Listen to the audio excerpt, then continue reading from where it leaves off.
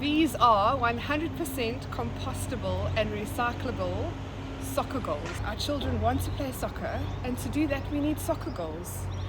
So in Green School style, we had to think, how do we make soccer goals that are true to our sustainability mission? How do we make compostable soccer goals? How do we make soccer goals that are 100% reusable and recyclable? The net of this soccer goal is woven from a natural hessian twine. It's nice and thick, so it's really strong. And it was very much a team effort between our head of gardens, our art teacher, our sports and wellness teacher, and our headmaster. And they had to come up with a very creative way of weaving the net so that the ball couldn't escape through the back of the net. So you can see it looks a little bit like a spider's web, which is fantastic because we love biomimicry and bringing nature into everything we do at Green School.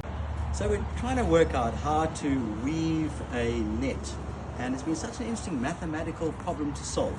How do you tension it? How loose is your weave? How tight is your weave? We started off trying to do it with one 200-meter length. It was way too long. There were too many knots along the way.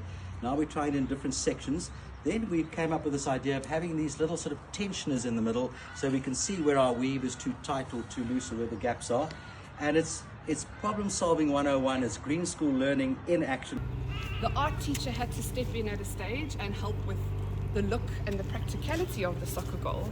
And the first attempt was unsuccessful because the kids would kick the ball through the goal and it would go straight through the massive hole at the back of the post.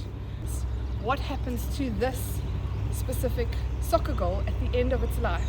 So this soccer goal is made out of eucalyptus poles, which are an invasive species in our area. So we love to use them to build with, to construct with, because we can pull the trees out of the ground and repurpose them. So those at the end of life go straight into the shredder and become compost, which goes into our garden. Then the twine is a hessian twine, which is a natural fiber. So when it is broken or has seen the end of its life, it can also go straight into our compost heap and decompose within 6 weeks and go into our veggie gardens.